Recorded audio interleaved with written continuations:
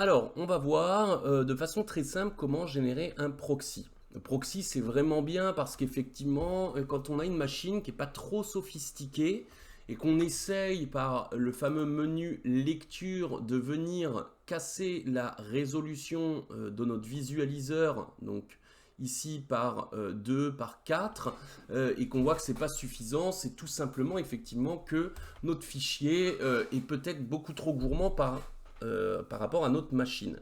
Ça va dépendre de deux choses. Ça va dépendre, donc si je clique sur le fichier, ça va dépendre effectivement de son encodage, et ça va être très décisif, et de sa résolution. Si on regarde effectivement ce fichier, je vois que ce fichier, c'est un encodage en DNxHR 4 par 4, 2400 par 1350, et ici, profondeur de bit 12. Donc, qu'est-ce que ce fichier me dit? On sait que le DNxHR, il est quand même, alors c'est un très très beau fichier d'encodage, très lourd, mais très gourmand. Donc, le DNxHR 4 par 4, il a un sous-échantillonnage de chrominance en 4 par 4, et il a une profondeur de bit, donc en 12 bits. Autrement dit, 68 milliards de couleurs. Et puis ici, on est en un peu plus de 2K. Donc si j'ai une machine qui n'est pas trop sophistiquée, ça va être un petit peu compliqué pour moi parce que quand je vais faire mon montage, je vais faire des lectures et effectivement, ça va laguer. C'est pour ça qu'en fait, on va faire une copie allégée afin qu'on puisse effectivement travailler de façon très fluide notre montage. Et on pourra désactiver effectivement cette copie allégée et exporter. Et comme ça, on travaillera de façon très fluide.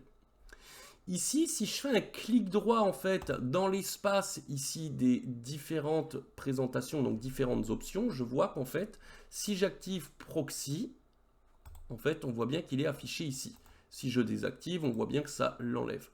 Donc je vais afficher proxy. Hop. Et puis, j'aime bien faire en sorte à chaque fois, vous voyez, de venir coller proxy, résolution, codec vidéo. Maintenant, le but du jeu, en fait, on va voir que quand on va faire un proxy, effectivement, on va voir que la donne, elle va effectivement changer. Ici, pour le moment, il me dit proxy none, ça veut dire qu'effectivement, il n'a pas créé de proxy. Donc, avant de créer le proxy, il va falloir effectivement aller dans Fichier, paramètres du projet, et ici on a médias optimisés et rendus, résolution des médias proxy et format des médias proxy. Ici, si je regarde la résolution, je fais 2400 par 1350. Si je demande de choisir automatiquement, en général, il va effectivement venir me faire une résolution en fait identique à ma résolution en se basant sur ma machine ou ma timeline. Maintenant, ici, je peux venir demander de casser la résolution par deux. Donc, il va diviser les 2400 et les 1350.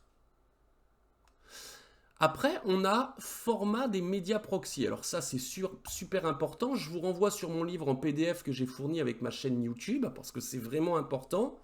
C'est de comprendre que veut dire l'encodage et de quoi c'est composé. Et ça, c'est super important de le savoir.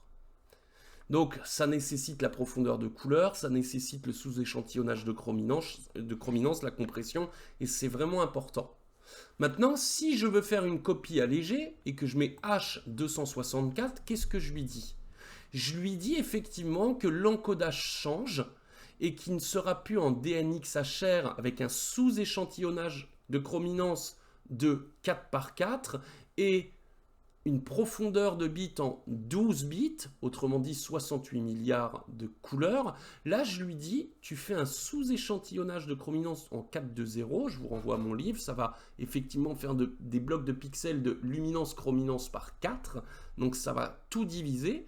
Et en plus de ça, le H264, c'est bits maximum, c'est du 8 bits. Autrement dit, un petit peu plus de 16 millions de couleurs. Donc vous voyez la différence entre 68 milliards et 16 millions de couleurs et des pixels sur la luminance et chrominance qui sont répartis convenablement, alors que là, on va tout diviser par bloc de 4.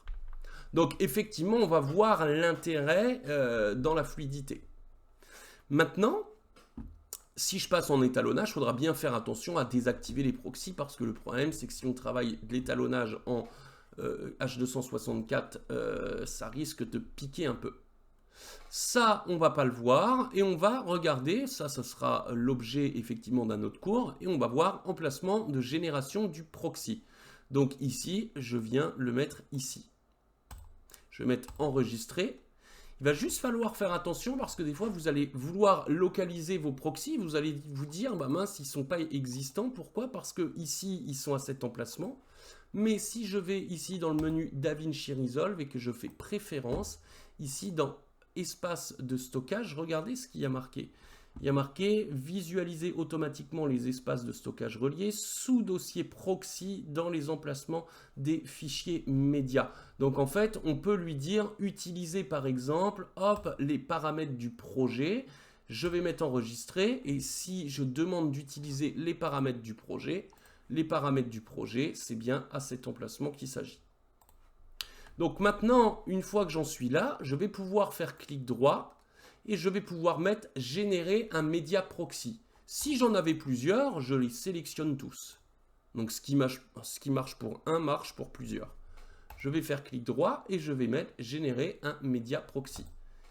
J'attends que ça charge.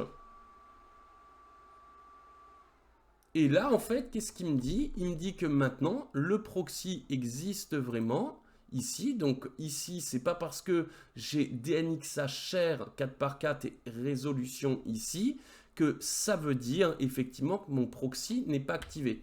La preuve, enfin, n'est pas créé. La preuve, c'est que dans proxy, il n'y a plus marqué none, mais il y a marqué 1200 par 676. Et effectivement, ça a bien cassé la résolution par 2. Si je fais un clic droit au-dessus, je pourrais effectivement venir demander qu'il m'affiche exactement en fait le codec ici du proxy en question. Alors, il faudrait juste aller le trouver et je ne sais plus où il est. Donc, si je mets profondeur de bits, vous voyez, en fait, il dit qu'ici je suis en 12, mais on peut tout baser sur mon proxy. Maintenant, en fait, une fois que c'est fait et que je vais aller par exemple dans mon montage, donc je vais mettre ça ici, bah, qu'est-ce qui va se passer en fait? J'ai une petite icône ici, donc ça ressemble à une pellicule avec un appareil photo, ça veut dire que mon proxy est activé. Si vous êtes sur une autre version de DaVinci, par exemple à 18.6, ça va être une espèce de petite icône rose et il y aura marqué PX dans mes souvenirs. Donc, ici, ça veut dire que mon proxy, cette icône, ça veut dire que mon proxy est activé. Et ici, ce que je vois s'afficher, c'est du H264 et pas le DNxHR. Si je vais dans le menu lecture, je vais dans gestion du proxy et on voit bien qu'il y a marqué proxy préféré. Si je mets désactiver tous les proxys, on voit que j'ai plus l'icône. Et ici, je vais lire le DNxHR de 2400 par 1350 et non plus sur la résolution et l'encodage ici de mon proxy. Et on voit qu'après, ça sera beaucoup plus fluide. Alors, l'image manque de précision, c'est complètement normal. Maintenant, si vous venez effectivement jouer dans l'étalonnage, ici, on peut effectivement demander de désactiver effectivement les proxys parce que sinon, ça va être effectivement compliqué de travailler juste. Si effectivement, on vient à l'exportation, on voit que j'ai l'icône ici. Donc, dans la version 18.6, ça sera représenté par l'icône rose. Et si je ne me trompe pas, ils ont une fenêtre qui permet de désactiver directement ici. Donc, on vient effectivement dans lecture et on vient effectivement désactiver les proxys. On voit qu'ils sont désactivés. Et là, je peux passer à l'exportation.